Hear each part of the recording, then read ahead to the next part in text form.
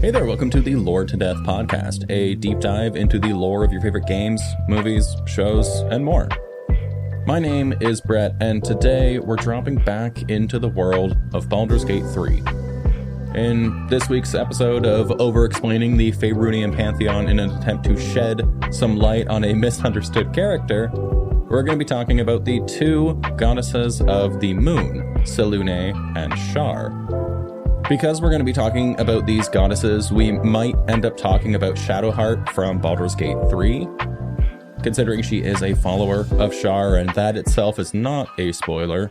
However, while there won't be any spoilers from the main game, we will talk about Shadowheart's questline, so if you haven't completed that or you don't want any spoilers about her journey, then this is your spoiler warning.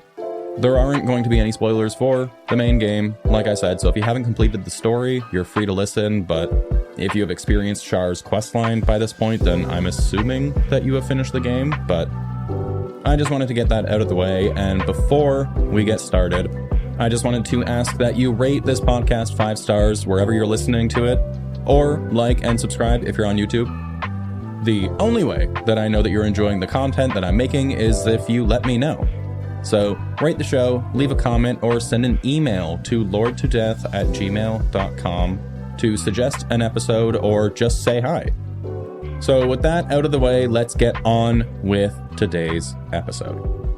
It's hard to know where to start with this one, but I think that the best place to start is in a happy place.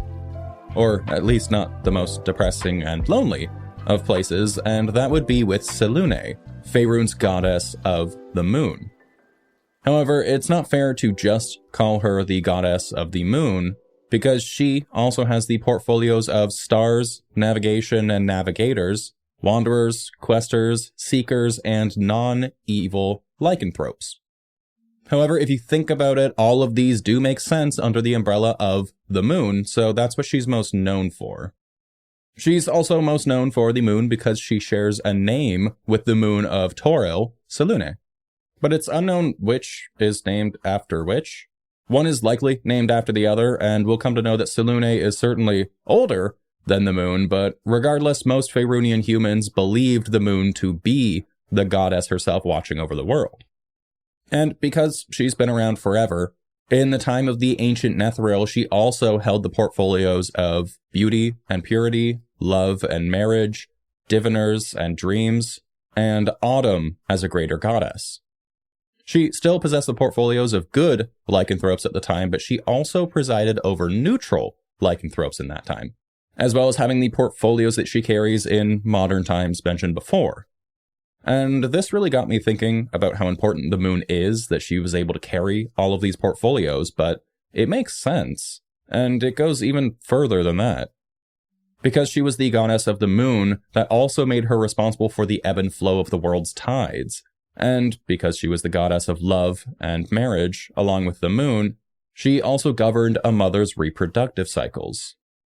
And of course, it goes without saying that she would be responsible for lycanthropes changing form under a full moon or at any other time, which doesn't particularly seem like a good thing if you think about it, but remember that she only presided over non-evil lycanthropes, whereas evil lycanthropes were under the guidance of Malar, but that's neither here nor there. And just like the moon, Selûne had plenty of different faces which would change with the moon. Her nature, appearance, and mood would all change with the phases of the moon. Partially because of that, she had plenty of different pseudonyms depending on where you were. In the Farsi marshes, she was known as Bright Nidra, and as Ella among the Bane of Anauroch, as Luca, or She Who Guides in the Shining Lands, and there were also those who called her Our Lady of Silver, the Moon Maiden, and the Night White Lady. Although no matter where you were, her teachings were that of compassion and guidance, which was pretty generally appealing to folks, especially to those who were sailors or navigators as per her portfolio, who relied on the moon for living their day-to-day lives, praying to the Night White Lady to protect them from Umberlee, the Queen of the Depths. Lycanthropes who embraced their condition worshipped Selûne as the Moon Maiden who gave them their condition, and was their goddess by nature. Spellcasters who were born under a full moon, or diviners who used the power of the moon to predict fates, drew their power from Selûne. These groups and more made up Selûne's worshippers, and it goes to show how diverse a group her followers were, and the ones who followed her were faithful to a T. While anyone could worship her, most of her followers ended up being human women. This is largely because of her connection to love, beauty, and fertility. Young women would pray to Selûne for guidance, courage, and those who were married would pray that they were blessed with children. Many women interpreted their worship as female empowerment, and that drove more and more women to worship Selûne as a result, which I think is amazing that she has that effect on people. However, everyone was free to interpret her will as they wanted, as with any religion. So most people interpreted her worship as a general philosophy on self-reliance and finding one's own path, which is a generally good mantra which made Selûne popular even amongst those who were not particularly religious or those who didn't specifically worship her. It's said that most folks, whether in her camp or not, would pray to Selûne during full moons, or if they happen to be traveling by night to ward off evil, and pray that they make it to dawn. Those who did worship Selûne were known as either the Children of Selûne or the Selûnites. Her holy symbol was that of 2 feminine eyes surrounded by 7 stars, and the preferred weapon of her knights was a heavy mace. Her followers typically ended up on the good side of the alignment chart, with some leaning more into neutral, but never evil, just like their goddess. The church's ethos was to encourage acceptance and tolerance towards those of any background, which made her an extremely accessible god to worship. All beings who worshipped Selûne were treated as equal, and fellow worshippers were treated as close friends, which is pretty different than most gods in the pantheon. They were taught to be compassionate towards their fellow man, Selûnite or not, and were often found helping others who were less fortunate. And the great thing about being a Selûnite was that Selûne rarely made any demands of her followers, as her entire deal was about being able to choose your own path. It wouldn't be very good for a goddess who preached paving your own way to suddenly start making demands that you give your entire life to their cause, would it? However, there were those who decided that their path was to serve Selûne and do nothing else, and those would be the members of her clergy. There were 2 different kinds of priests: the temple priests, ones who stayed at the church, and the itinerant priests, who were missionaries of sorts. Temple priests stayed back at the church to provide an unmoving location where help was available to those who needed it. They would help their community by providing healing services and charged very little for it, as their goddess dictated that helping others was more important than personal gain. Instead, to make some money for themselves and for their church, they would practice astrology and make decent coin off of telling fortunes to greater success than any other common folk, since they were given divine help from the goddess of the moon herself to read these fortunes. They would also visit local asylums and sanitariums to provide the same services where a lot of other people did not. The itinerant priests would carry out these same practices, but on the road. They would seek out other Selûnites across Faerun and hope to connect with those who were not yet worshipping Selûne but could be swayed to it. They also kept watch for lycanthropes who were wandering around, and would offer them healing and help or direct them to a Selûnite temple if they needed more help than one priest could give them. Their goal was to cure or eliminate the affliction of lycanthropy, as it was typically a curse upon farmers and other locals in the area, as there were lycanthropes who did not control their transformations and weren't in full control of their actions while transformed, causing them to be reckless and dangerous to those around them. Selûnites were fearless in approaching them, which often granted them the respect of the townsfolk who witnessed their deeds. And since they were on the road, payment for their healing services were usually taken in the form of a warm meal or a place to stay, which honestly often worked out better than coin, since they would be spending that coin on meals or lodging anyways, so having people just offer it to them was always welcome. And of course, just like any religious following, Selûnites had their share of rituals and rites that they would perform for the sake of their goddess. While everyone had their own way of performing these rites and they were largely personalized, there was a commonality among them. For instance, milk was a sacred fluid and was a vital substance in holy ceremonies.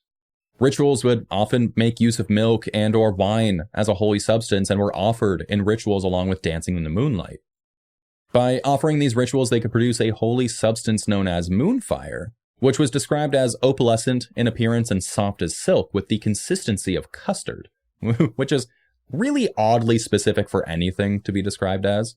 But moonfire could be used to enchant items, or grant a boon from Selûne, or destroy the undead, making it very useful.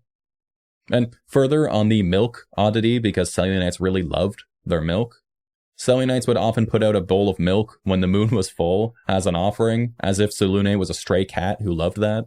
Which, I mean, Selûne did actually love that. I don't know if she made like Santa Claus and went around to everyone's house drinking the milk, but the gesture was appreciated nonetheless. There was also an annual holy day known as the Mystery of the Night, in which priests would perform a ritual. In this ritual, priests would cast a series of spells and then sprawl out on the ground before the altar, where they would fall into a deep trance. Then they would fly upwards and zoom around in the night sky, where they would allegedly circle the moon while communicating directly with Selûne through strange visions. And as you might imagine, there were several moon zoom related injuries related to this ritual, and often the priests got battered up. So thankfully, Selûnites were skilled healers, and with enough time, the priests were back in good health to do it again next year. But I think that's enough about the Selûnites, and I wanted to get back to Selûne herself, who, just like any other god, would occasionally stroll amongst the mortals in the form of an avatar. Just like the moon, her avatars appeared in many different forms, but I think the most known is a dark-skinned human female who was known for her exquisite beauty. She had wide lime green eyes and long ivory hair that was down to her knees. Another was a small-framed young girl who had dark eyes, hair, and wore white robes. Another, which I love the most and most people probably know of, was a homely middle-aged woman who was described as plump, yet fair and aging gracefully. Exactly what I hope to be described as one day. This avatar was known as Luna, and the only one I can find that actually had a name because she lived amongst mortals for quite some time. Luna was an innkeeper for the Selûne's Smile Tavern in Waterdeep in the mid-1300s DR. Luna was, I think, the most different of her avatars, but all of them had one similarity between them, and it was that they continually emanated a faint blue-white glow similar to that of bright moonlight. And as much as she was living amongst mortals as kind of a mortal, I think it would be hard to conceal your status as a goddess's avatar when you glow like a nightlight, but, you know, to each their own. I guess maybe most people didn't notice it. While she was manifested as an avatar, she had many magical abilities at her disposal. All of them would take the form of the moon in some way, often looking like a moonbeam or something similar. Notable exceptions from her arsenal would be any magic that conjured darkness, and she would avoid any healing spells that would damage something in the process, like necromancy. But she could use those spells in a pinch if she wanted to. She just preferred not to, I think.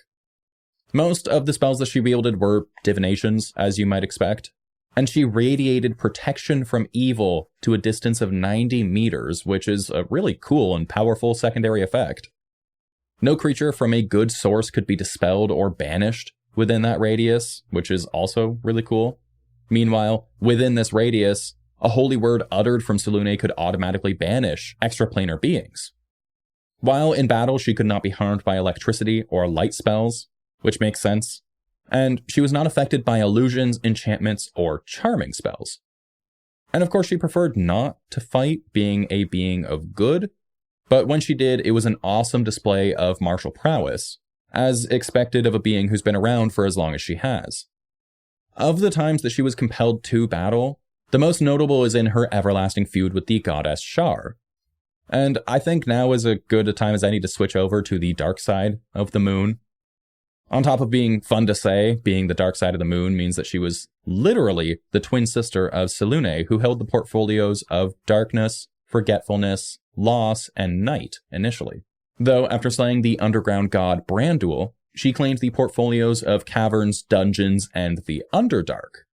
Just like Selûne, she was there during the times of the ancient Netheril, where she also had the portfolios of hatred, sleep, nightmares, illusions, trickery, hiding places, betrayal, treachery, seduction, thieves and thievery, murder, and winter, before she lost these to other gods. And my lord, what an absolute mouthful all of that was.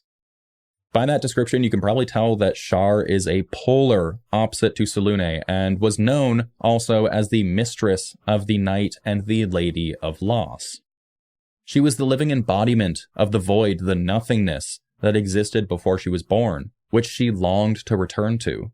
And to that end, she was intent on disrupting order and bringing down established systems in order to undo the creation of everything and bring it back to the silent nothingness from whence she came. To that end, she was defined by loss and the idea of life's inherent emptiness and pointlessness. Shar was the kind of embodiment of a grudge, the concealment of hatred and immoral desires that lurked in everyone's heart, and she would nurse that hatred no matter how cold it was. And so she enjoyed concealing things under the shade of night so that they would never see the light of day. The depths of her evils were twisted and perverse, as her goal was to undo the creation of everything. And to that point, even her own followers were just pawns to her in a game of chess against life itself. She would sacrifice anything and everything to achieve her ends and spared no thought towards the people it affected or the universe it was harming. We talked about how kind of chaotic Selûne was in the fact that her mood and personality change with the phases of the moon, but Shar was not like that. She was very much neutral evil, which is to say evil for the sake of evil, and that part of her never changed. Selûne could be more benevolent at times than others, but with Shar, she was always the same murder hobo through her entire existence. And I just figure it's worth saying that while her goal was to destroy established order, it wasn't so that disorder could rise, but more so that everything would wither away and die. She just wanted to get rid of everything and press the great reset button in the sky. So you might wonder what brought people to worship Shar if she was an openly awful and conniving god? And that's a great question. Basically, Shar pretended to be a healer. She was supposed to soothe one's grief by letting them forget their woes, and we see this in the House of Grief in Baldur's Gate, where it's supposed to be somewhere that someone can go to get their heart mapped out and move on from past or current traumas, by numbing them to the pain and giving them a sense of acceptance. In reality, it was a place where people were effectively tortured for Shar's own sadistic pleasure. Shar did not believe in helping people by healing their grief, but wanted to harness it and nurture the hatred and spite that was within their heart. And so her followers, whether inadvertently or not, had a pretty bleak outlook on the world and were taught to trust no one and not to look for any good in people, not even themselves. For the most part, the people who followed Shar were not those who wanted to directly cause harm to people, but were usually those who were deeply suffering and were looking for a way to be able to continue living with that darkness inside of them. These were people who had severe depression or other mental illnesses who felt like they had no other option but to pray to the goddess Shar so that they could move out from the dark cloud that was perpetually overhead. Of course, most people knew that Shar was dark and vindictive, but people often saw this as a last resort and trusted the clergy of Shar to not take advantage of their feelings. And so, desperation is largely how Shar's followers grew in number. However, there were those who knew about her darkness and worshipped her because of it, not in spite of it. Beings who despised the light like thieves and killers, and people with something to hide and who needed the power of darkness to get through another night of sin. However, there were those who were steeped in perpetual darkness like miners, or those who worked in the nighttime, who would pray to Shar to keep the evils of the night away, similarly to how those would pray to Selûne to keep them safe at night. These people also included goblinoids and other creatures who abhorred the light and lived underground, hence her connection to the Underdark. Shar's holy symbol was a black disc ringed with deep purple, although it was not always that. In the time of ancient Nethril, she had two different symbols. One was an eye, purple with a black pupil outlined in black, sort of like an evil version of Selûne's symbol, and the other was a cowled black cloak designed for hunting. The clergy of Shar were very secretive by nature, as you might imagine, and tended not to deal with their opposition head-on, but rather did so from the shadows using subterfuge and other devious tactics. Because of the nature of their worship and their tactics, worshipping Shar was barred in many cities. That meant that her worshippers tended to worship in private, and their temples were seemingly ordinary buildings on the outside. Again, think of the House of Grief in Baldur's Gate. Most people who went in there probably thought it was just a house of healers or something similar and didn't realize it was a temple dedicated to Shar. And that's largely how they operated. But still, people flocked to their temples one way or another. In fact, back in the times of ancient Netheril, Shar was among the deities that were looked up to and respected by the lower class. So she wasn't always hated through time. In addition to regular clerics amongst the clergy, there was also an order of elite sorcerer monks called the Order of the Dark Moon, who could tap into the power of the Shadow Weave. And the Shadow Weave is actually quite interesting. As the name suggests, it's a corrupted version of the goddess Mystra's weave, which was, in essence, raw magic that magic users were able to tap into to cast their spells. In other words, the weave is the source of all magic, and alongside it, the Shadow Weave was like a source of dark magic, created of a distinct nothingness just like Shar. A magic user like those in the Order of the Dark Moon, who wanted to use the power of dark magic, had to either worship Shar or make some sort of arrangement with Shar to be able to do so, and tap into the power of the Shadow Weave. The consequence of not doing so and just tapping into dark power without these steps would be pretty severe and would cause one to permanently lose a piece of their mind if the conditions to using the Shadow Weave were not met. And so, you might be wondering, yet again, another great question, why even use the Shadow Weave? It's not like it was necessary to perform necromancy or other dark spells, which any spellcaster could technically use, but it does give dark spells a nice boost in power. That would include spells from the school of enchantment, illusion, and necromancy, while spells from the evocation and transmutation, spells that create life in a sense, would be impaired by calling upon the power of the Shadow Weave, and it cannot be used to cast spells that would create light. So it would make sense for a dark mage like a necromancer, or someone who used spells to cast darkness, to call upon the Shadow Weave for its power. And usually those people would be evil aligned, so it makes further sense that their patron deity would be someone like Shar, or at least someone adjacent who could make a deal with Shar to let them use the Shadow Weave. As well, you might know that the weave has restrictions placed on it by Mystra after the fall of Netheril, which would be known as Mystra's ban. This was put into place because of Karsus's folly, which I don't want to get too deep into because it's not really relevant. It's only relevant for one sentence at the end of this paragraph. But basically, Mystra's ban was put into place to stop mages from being too powerful. This meant that mages had to memorize spells in order to use them properly, and there were only a certain amount of spells that a mage could have active at any time, and this is the reason why we have limited spell slots in D&D. Of course, other than just being way too OP.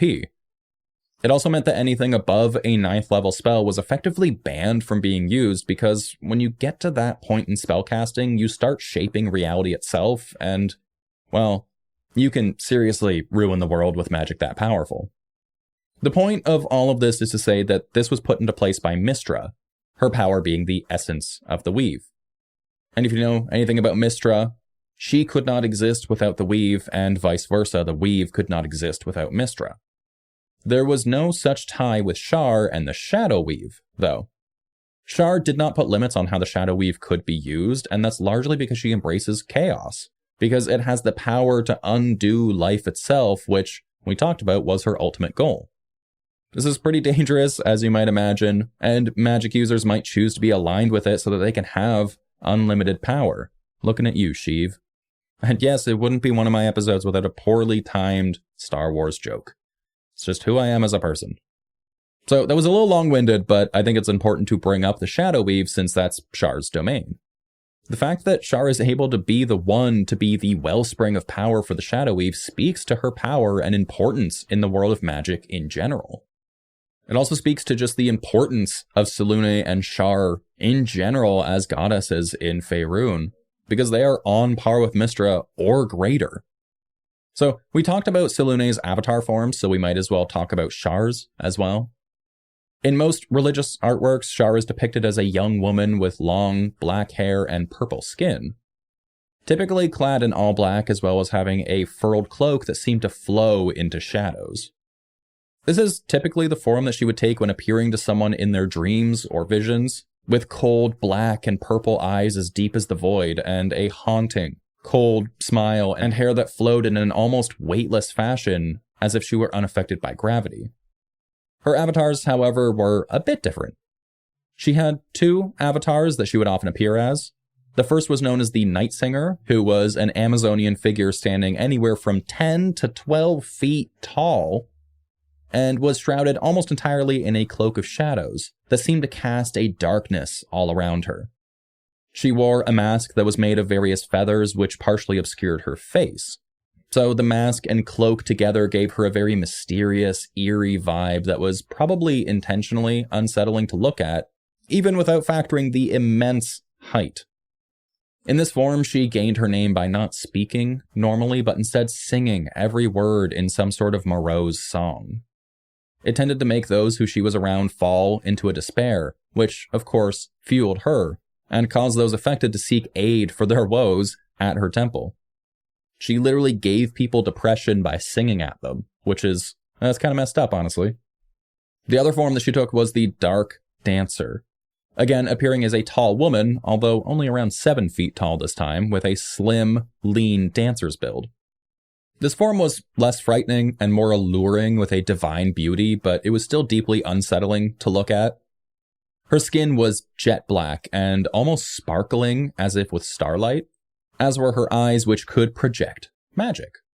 Like I said, many mortals saw this form somehow deeply alluring and almost sensual, which was exacerbated by her dancing, which is said to have made any mortal fall to their knees and obey her every word. I think this is an interesting parallel to Selûne's avatar forms, which seemed pretty benevolent by comparison. Selûne liked taking a homely form that could help her blend in so she could help people, whereas Shar seemed to be interested in becoming an Amazonian woman who seduced people into doing her bidding. I mentioned that in her form as the Dark Dancer, Shar could cast spells from her eyes, and this is what she would typically do in a combat setting. Like any dark magic, she could only cast certain spells, with those of the dark variety being given a power boost, and couldn't cast any spell that would create light. That's pretty much a constant in anything around Shar, is the absence of light. When she was in her Dark Dancer form, any spells that were charming would be tripled in power, which is how she was able to seduce people so easily. This included her very touch, which could instill a sense of forgetfulness or straight-up amnesia. And a kiss from the Dark Dancer would immediately compel the one to follow her without question and become her faithful servant, or die. They had to choose at that moment, and let's be honest, neither of these options were exactly great. But when you have a big sexy lady standing in front of you, I guess you choose that one. As the Night Singer, her songs could drain the target's wits and memories, bringing them into a stupor or killing them outright. Starting to sense a pattern here. And while she could use spells in combat, Shar also wielded twin short swords, as well as her Discs of Night, which were returning chakrams that she could use to fight from a distance. However, while she had these two forms, she rarely took them in Faerun. Instead, when she manifested, she preferred to take the form of a churning cloud of darkness, which emanated a purple glow. Every once in a while, within the tendrils of darkness, a deep purple eye could be glimpsed. This form was usually taken to give messages directly to her servants, and could speak to them as if it was in their head. A touch from one of these tendrils of darkness could instill numbness, and even grant a tolerance to pain that would drive her followers to take drastic actions that they might not have taken due to fear of being hurt. But since they could not feel pain, or at least they were numbed to it to a significant degree, they were able to push their limits until they either passed out from exhaustion or died. So you can see at this point that Selûne and Shar are two sides of the same coin, the yin and yang, the light and the dark, and it would make sense why one could not exist without the other, just like order cannot exist without chaos. And to that point, when they were created from the primordial essence, they saw themselves as one being despite being polar opposites.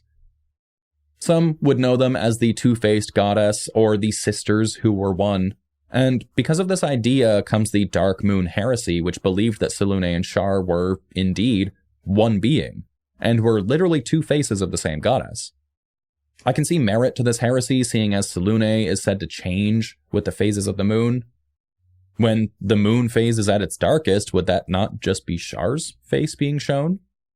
But this is proven false by one account where the she-spider cult of Thay tried to combine the two faiths and worship both deities as one, as per the Darkmoon Heresy, but they were ultimately rejected by both goddesses and therefore did not receive any divine aid from either. So Selûne and Shar are definitely two separate beings, not like I think that really needed to be said, but the Darkmoon Heresy is a heresy for a reason. Together in the time before time, they were the mothers of cosmic beings, having created others from the Aber Toril, the cradle of life. Through this process, they created Shanti, the Faerunian goddess of life and bounty, who, at the time of her creation, was the embodiment of all matter in realm space. Shanti was created to bring life to the world, but having no warmth to be able to properly nurture any life, asked the two goddesses for warmth so that she may create life. And this is the first time since their existence that Shar and Selûne were at odds with one another. They had always been the same, and they had no reason to clash until this moment. Selûne obviously believed that Shanti should be granted warmth for the sake of being able to fulfill her purpose, and Shar believed that no more life needed to be created. Thus began the war of light and darknesses, the eternal war between Selûne and Shar. And really, this is why I wanted to write this episode, especially because of the events that happen during Shadowheart's quests in Baldur's Gate 3. There's a lot of nuance related to this battle between Selûne and Shar that's not really explained in the game. It's something that I've wanted to explore for quite some time, but it's hard to write an episode about this eternal war and not go over the individual goddesses, so we have this all wrapped into one big package, so let's talk about it. In essence, this war started as a quarrel over the essence of creation. Should there be more life in the worlds than already existed, and should Shanti be allowed to create it? Selûne fought to make sure that Shanti was free to foster life by creating the sun, and she did this by reaching out to the plane of fire and brought forth a fragment of the ever-living flame to create a celestial body, even though it burned and hurt her greatly. Because she knew that it was for the good of other people and it would help other people, she was willing to sacrifice herself a little bit, and this act would give Shanti the warmth that she needed and the means to foster life. Of course, Shar was outraged by this, as she vehemently opposed the idea and believed that all life should revert back to the void. She started to lash out harder in an aggravated assault and managed to weaken Selûne by blotting out all of the light and warmth in the universe. Seeing as Selûne's power were all fueled by light, specifically moonlight, but, any light will do, this was a huge blow to her front. She knew that this would mean the end for her campaign, and she pulled a divine fragment from herself, knowing that it would nearly kill her, in an act of desperation and hurled it at Shar in the hopes that it would give her time to recover. And it did. Selûne's essence tore through Shar and bonded with some of her sister's essence, essentially pulling it loose and tearing a fragment of her divinity from her body. This fragment of the two divine beings manifested itself as Mystra, the original goddess of magic. And this is really, really interesting because if you didn't know, Mystra would be known in her later incarnations as Mystra, not too much of a stretch there, who we talked about earlier as the being who is intertwined with the weave. Being the original goddess of magic, Mystra was the first being to be the source of all the magic through the weave. So you could say that Selûne and Shar were the creators of magic, as well as being the mother of the goddess Mystra. This kind of makes sense, and it gives some additional perspective to Shar being the holder of the Shadow Weave. The Shadow Weave wasn't something that she just kind of happened upon. It was something that she, in essence, birthed and was able to manifest in a way that suited her. So with Mystra and the weave in the picture, magic was in the air. Being a being of both light and dark, Mystra could have sided with either goddess, but she ended up choosing Selûne to fight for the light. This could have been for a lot of reasons, but I think it's because Mystra ended up having the portfolios of spring, dance, and song, as well as magic.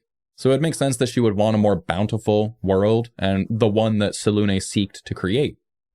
It could also be because the shard that created her was initially created from Selûne, and it only grasped Shar's essence when it passed through her, so maybe she was more light than dark and preferred Selûne as her first mother.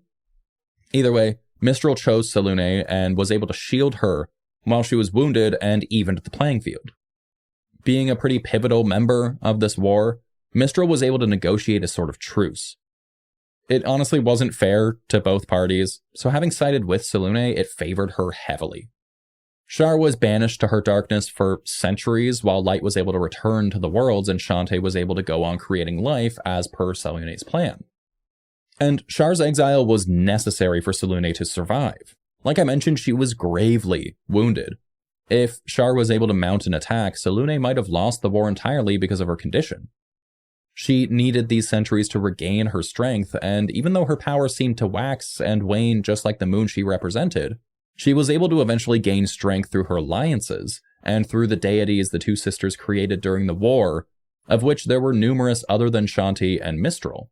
However, we don't really have much information on what gods were created. We just have the passage, "From the residues of these struggles emerged the original deities of magic, war, disease, murder, death, and others." This would imply that Jergal, or at least his predecessor, was created in this strife, but he's never mentioned by name. I was trying to find some more information about this statement, but it largely seems to be an ambiguous story that's more of a myth than anything else. Some likened it to the Greek pantheon, where there's just so much happening it's hard to tell what is quote-unquote real or not. And this is, in essence, a creation story, after all, so it makes sense that maybe everyone has their own interpretation as to what happened here. And granted, at the time this was written, it was in 3E, and in 3E, killing a god was pretty standard business. As time went on and we got into the 5E module, killing a god was basically a reality-shifting event that was seen as kind of borderline impossible. But in 3E, it seems like adventuring parties were just killing gods left and right, and it was all too common. It's possible that if we take that as an in-universe statement, that in the ancient times it was just easier to kill a god, then maybe these gods that were created ended up being nameless because they simply didn't last long. Maybe they got killed off before doing anything important, like creating life or magic, and that's why we only remember the two, Shanti and Mistral, because they were able to survive long enough and do enough to be remembered.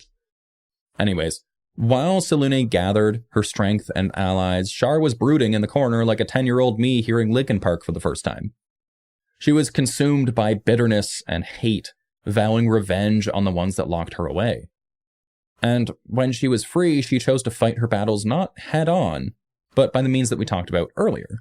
She would use subterfuge and such to assassinate members of Selûne's faithful instead of attacking her outright. I would imagine that at this point, Selûne had enough allies that attacking her outright would have been suicide, so Shar chose to fight her battles in a more strategic and careful way. And this would go on for eternity.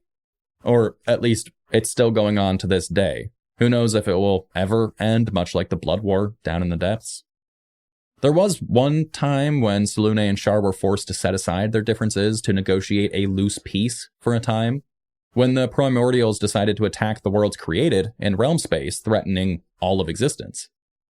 I'm not exactly sure why Shar would have had an invested interest in keeping worlds like Toril alive, when she was specifically against there being life in it to begin with, but it seems like they teamed up against the Primordials in order to defend these worlds. This would be known as the Dawn War, and there's actually a lot of information about this period, so I'm not going to go over too much of it. I just thought that it was interesting that Selûne and Shar were able to put aside their strife in order to take down a larger threat. Of course, they went right back to fighting each other after it was done, but it lasted for a period. Going way forward into the year 1358 DR, during what was known as the Time of Troubles, magic went awry and forced the gods to live amongst mortals. For Selûne, this was no problem, as she was, at that time, masquerading as her avatar Luna and seemed to remain largely unaware of what was happening. She was already restricting her non-divine powers and had them locked away as Luna and was living amongst mortals. So she knew no more than any regular person would about the happenings of the gods. However, at this time, Shar was forced to walk amongst mortals with the other gods, and so she came to Waterdeep disguised as Selûne.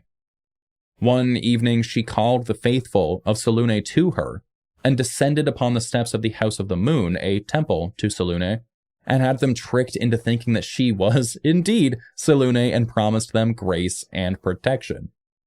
As anyone might do in this situation, the faithful didn't question it much and mostly did as she asked.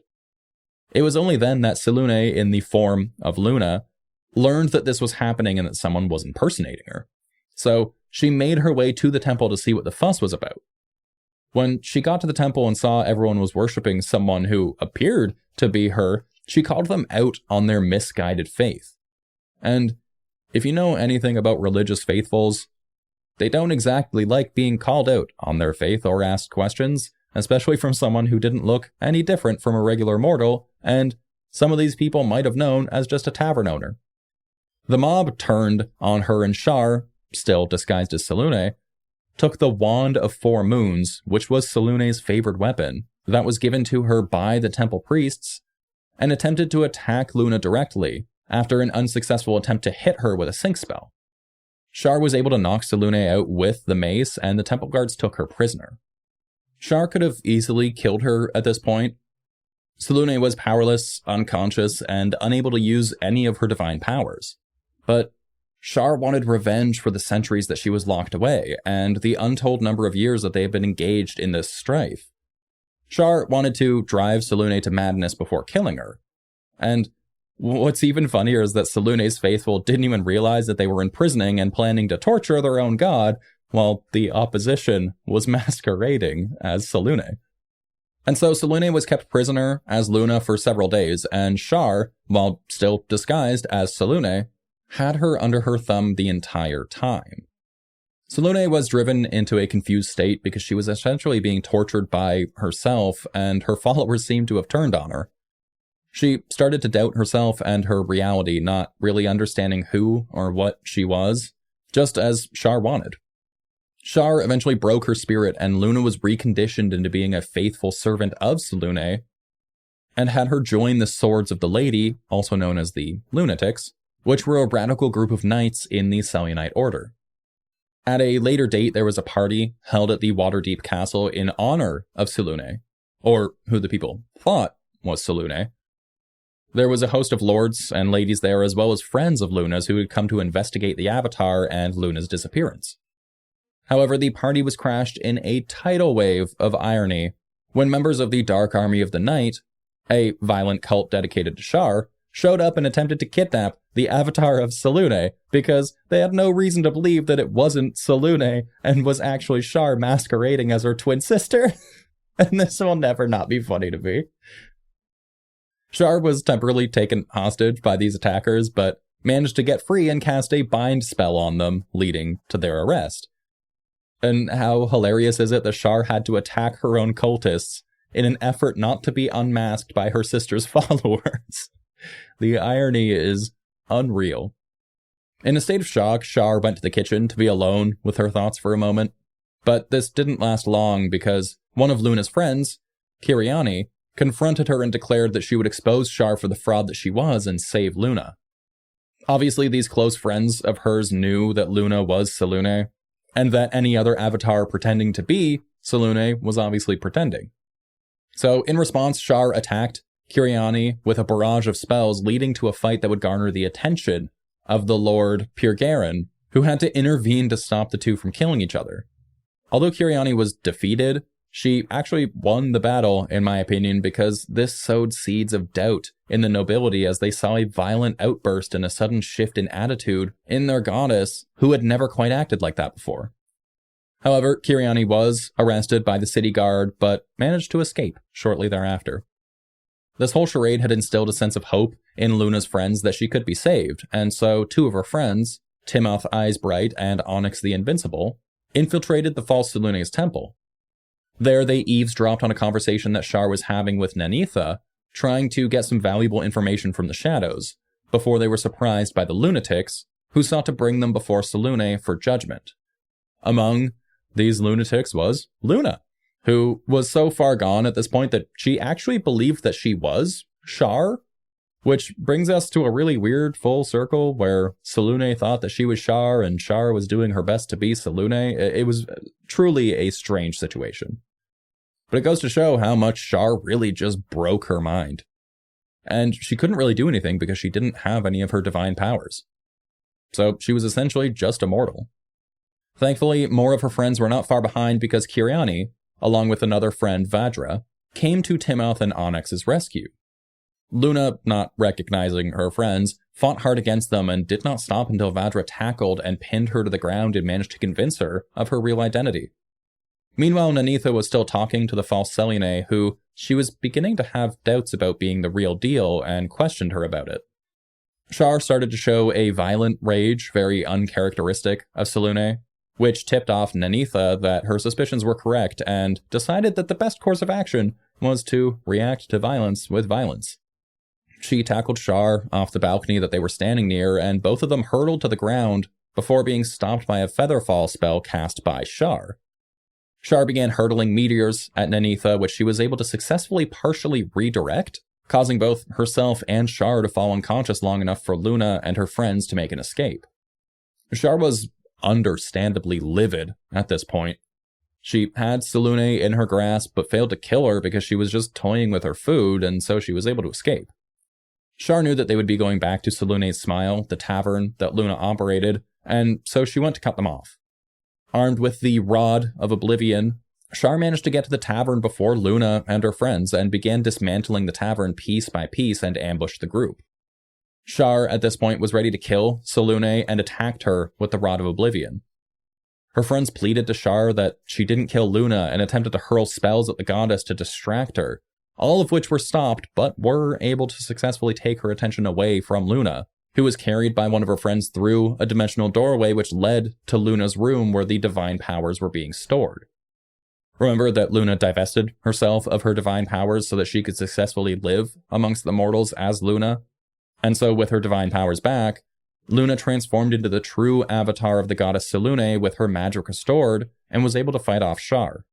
Getting back her powers gave Selûne a moment of clarity where she remembered her unending war with Shar and the responsibility that she had in keeping her in check, for the sake of every living being that she had forsaken so that she could live a simple life as Luna.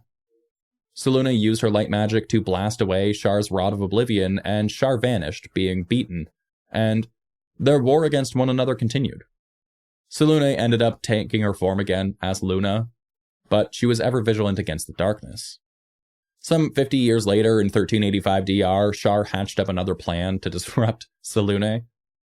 This plan was to take over control of the Weave for herself, and she helped Cyric murder Mystra, causing the collapse of the Weave and the reshaping of planes. In all this, Shar didn't end up with control over the Weave, but instead lost control of her Shadow Weave as well when the Weave collapsed, leaving her with neither. Realizing that her plans were foiled, she took advantage of the chaos and the reshaping of planes and combined the plane of shadow with the remnant death energy of the negative energy plane to create the Shadowfell, where she would rule over the darkness that presided there.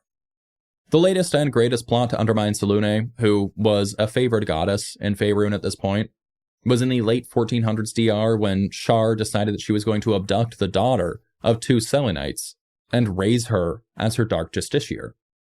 A group of her followers, including the Mother Superior Vaconia de Vir, were commanded to abduct the half-elf daughter of Emmeline and Anrel Hallowleaf, who were both dedicated servants of Selûne. The girl's parents were imprisoned within the Chamber of Loss under the House of Grief in Baldur's Gate, where an avatar of the goddess Shar would appear before them. Meanwhile, their daughter was forced to forget her life and was given new memories, cultivated by the Mother Superior and Shar, and was renamed Shadowheart and raised as a Sharan. Shadowheart was later sent out on a mission to retrieve the Astral Prism, which caught the Mother Superior's attention, where she would be captured by Mind Flayers, implanted with a tadpole, and set out on the journey through the events of Baldur's Gate 3, where, depending on the player's actions, would either become a Dark Justiciar of Shar, or find herself in Selûne's grace once again. There's no canon answer as to how exactly that ended, so it's hard to say if this plot really succeeded for Shar, or whether it was foiled again by her lack of foresight. I like to believe that Shadowheart's canon journey led her back into being a Selûnite, because that sounds par for the course for the years-long plan of Shar's to be foiled by her own machinations. And, well, that's honestly all we really have for this one. There's so much history between the two goddesses of the moon, and I find it quite fascinating, and hopefully we get more lore in the coming years about the two.